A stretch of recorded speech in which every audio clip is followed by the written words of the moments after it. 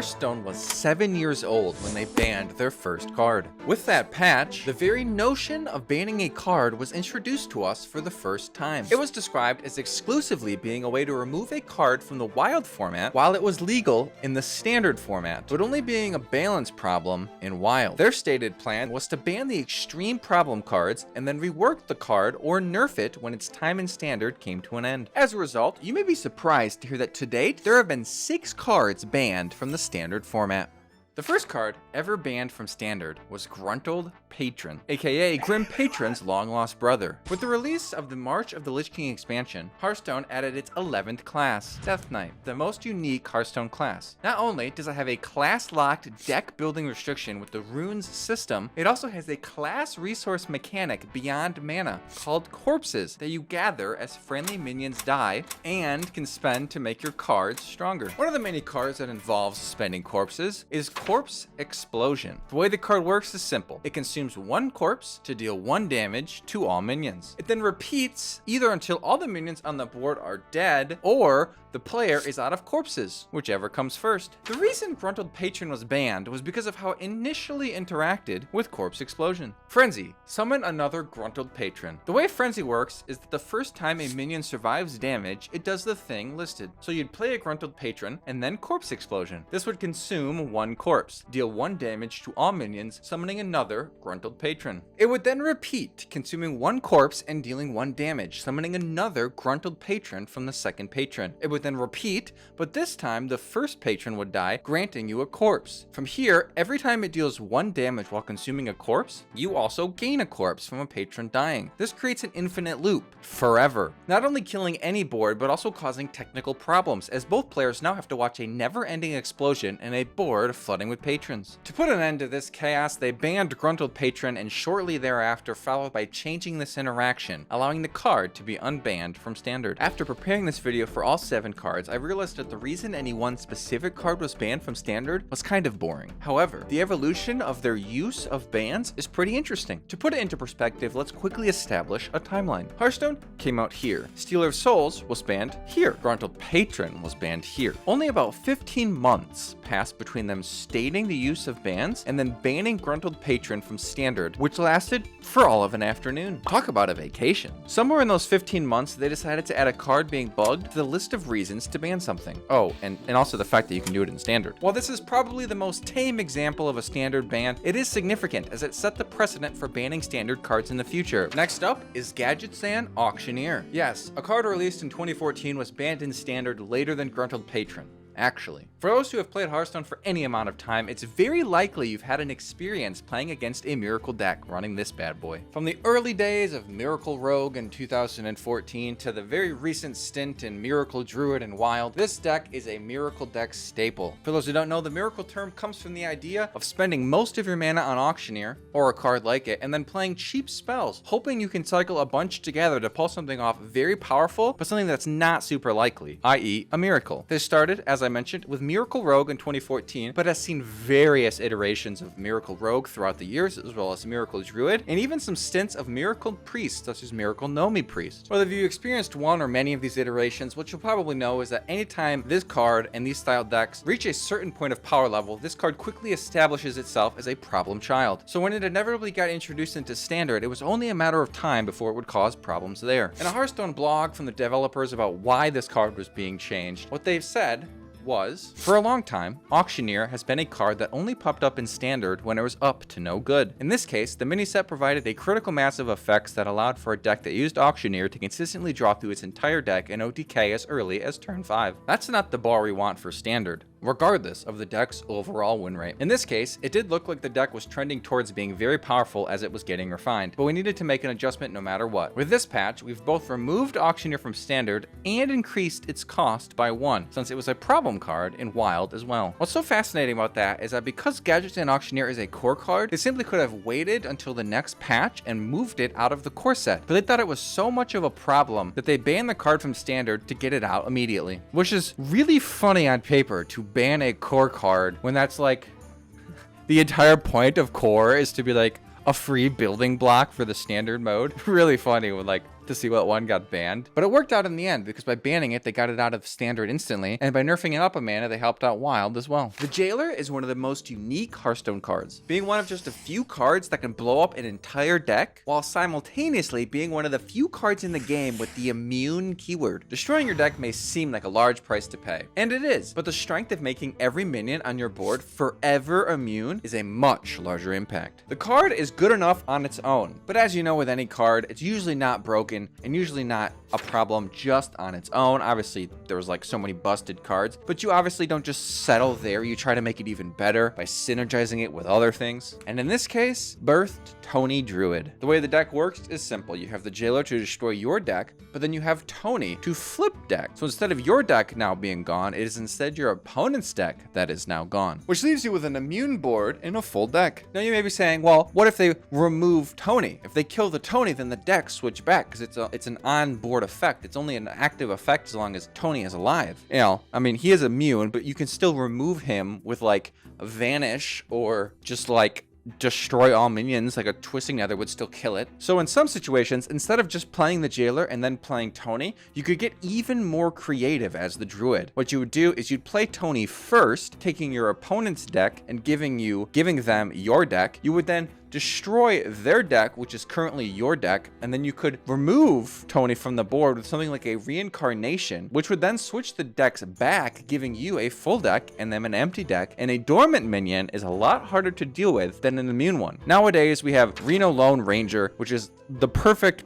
answer to an immune minion, but back then they didn't have that option. Ultimately though, this is just one version and one way of breaking this deck, this card, and this combo. There are other versions of Druid along the time of the Jailer where you'd get insane armor with cards like Unnerfed Pendant, Underking, Unnerfed Anubricon, etc. If you're noticing, there is a pattern here of a lot of Druid cards getting nerfed. You'd be right. Having all these tools makes Druid good against aggro, good against control, and generally just good against everything. And for a short time, it even had access to the unnerfed Yogg-Saron Titan, which gave it a 0 mana board clear or mind control on top of all the other things that Druid has going on. A class with all these tools and ramp, getting to such an extreme late game so quickly is very problematic, and since Yogg was brand new, they didn't want to deal with that just yet, so they hit a different target and banned Jailer, saying, "We are putting the Jailer in jail for his crimes against the meta." When we made our last set of changes, Druid was still developing as a class following the mini set. After our changes were locked in, Tony Druid appeared as a top archetype in Standard. We know that we want to adjust something in that deck in our next balance window, and we also know we don't want this deck to warp the meta in the meantime, so we're temporarily banning the Jailer until our next scheduled patch. The Jailer will be released on bail, aka unbanned, in our next scheduled balance patch.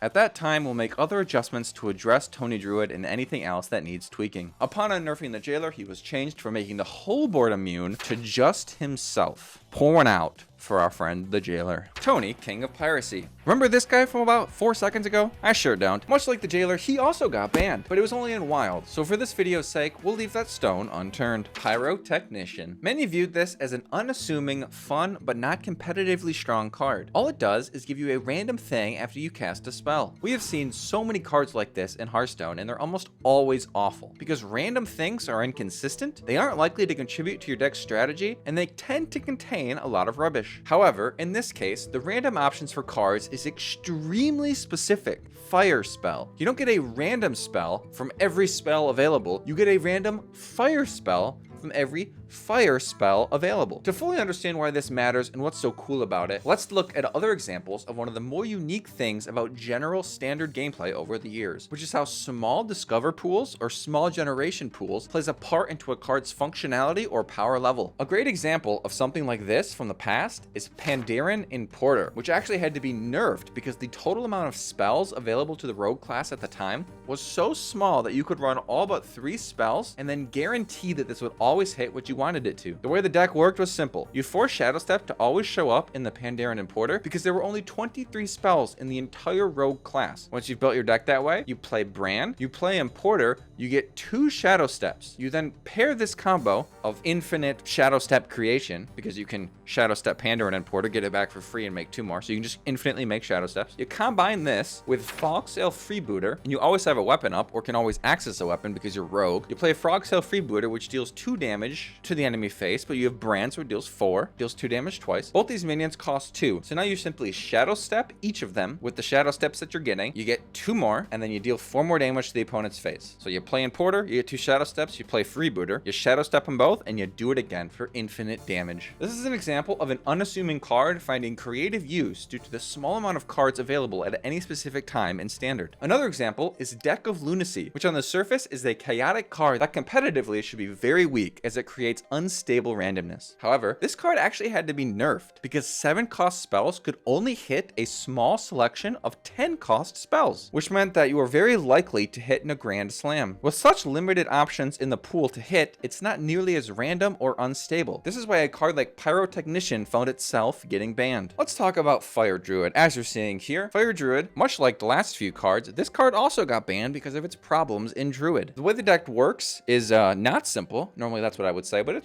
this one is really not that simple. You would use Thaddeus to reduce your even cost cards by 4. You would then play Cover Artist if you had it to reduce them by another 4 before then playing Pyrotechnician, and sometimes you would even Cover Artist the Pyrotechnician. So you'd have 2 of those as well. Then you would just play as many fire spells as fast as you can because there was such a limited amount of them that you are eventually likely to hit Pyroblast or to hit Fireball or a card like Flame Geyser. With this combination of damage cards, random cards that you can dump like Immolate or equip a weapon or summon taunts, even if your board's full, you just play it out there. You were able to cycle through these fire spells as fast as you could, and when you got them often enough, you were able to kill your opponent straight up with the fire spells. And if you weren't able to kill your opponent with the fire spells, you're suddenly just left with a giant board, and you played all of these cards, you lit your opponent's hand on fire, you masked up your board, you dealt a bunch of damage, and now they're left after watching all of these animations with having to climb out of the ashes. This deck, a lot more I could say about it. It was pretty good.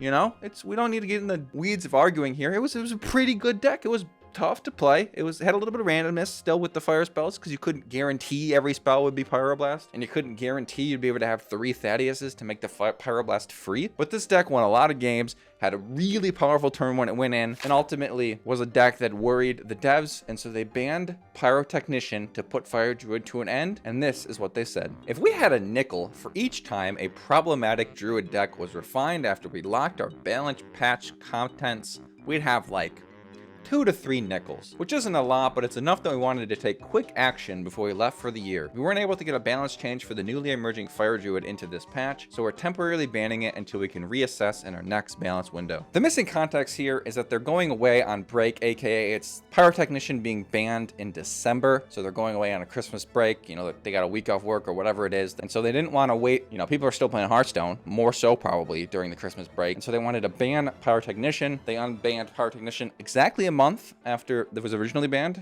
and I think they just adjusted the core set ever so slightly so that the fire spell population was not strong enough that you could get away with this, and the deck quickly disappeared. We've now talked about 4 cards that have been banned from Standard. The first for a bug, and now 3 for being too strong in Druid. So somewhere between a mild bug being added to the reason you can ban a card, they then added a card being too strong in Druid to the reasons. In a game where the amount of nerfs and the frequency of patches seems to be as fast as ever, it's strange to me that they both feel the need and seem to keep getting into these situations where they decide to reduce the significance of banning to being a tool they can use to give a card a timeout prior to a patch that is already scheduled to deal with it. Jotun the Eternal does a lot of things. And one of the things it does really well is be in some way bugged. Just a tragic fate for this little guy here. He is just always perpetually bugged in one way or another. The way Jotun is supposed to work is pretty simple. Battlecry for the rest of the game cast a copy of the first spell you draw each turn at enemies. So you play it, and then for the rest of the game at any point, if you draw a spell,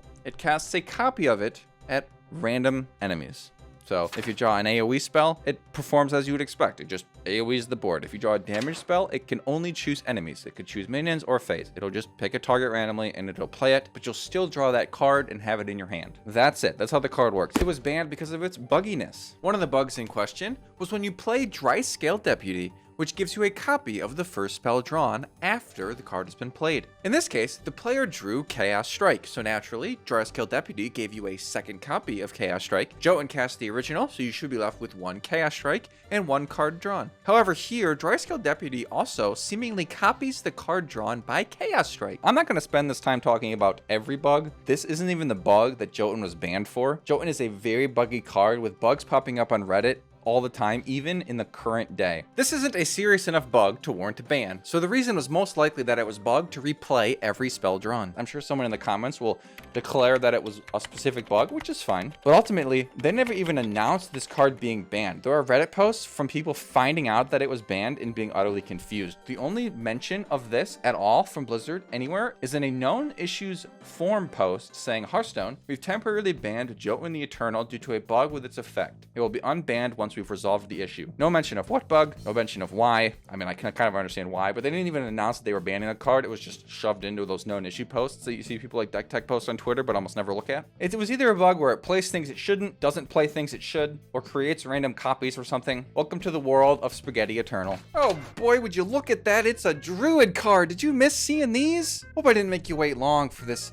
next installment of Druid cards that were banned from standard Hearthstone. That is the video you're of course watching. What this card does is it is a wild growth on a stick. So it's a minion that if you have a dragon in your hand, the battle cry is wild growth and it will ramp you a mana. So originally when it was first released, it was released as a 2-mana wild growth with 2/1 worth of stats. They thought, oh yeah, okay, that was a little silly. We printed wild growth on a stick. That was kind of strong. Let's dial it back. And they nerfed it to 2-mana 1/1, which, as you can imagine, absolutely did not impact the card in a meaningful way at all. It then had to be banned because it's still a 2-mana wild growth on a stick and was far and away the best mulligan win rate card for any Druid deck that ran it. And so to save players, much like the last few examples, from having to play with it any longer, they banned it to give them a break while they waited for the next balance patch to fix it. Although in this case, all they did was make it a 3-mana 3/2. And whether or not this is shocking or not, it is currently far and away the best Druid card in the mulligan even still, which means it has the highest impact on whether you win the game or not based on whether or not you draw it. The dev comment for this ban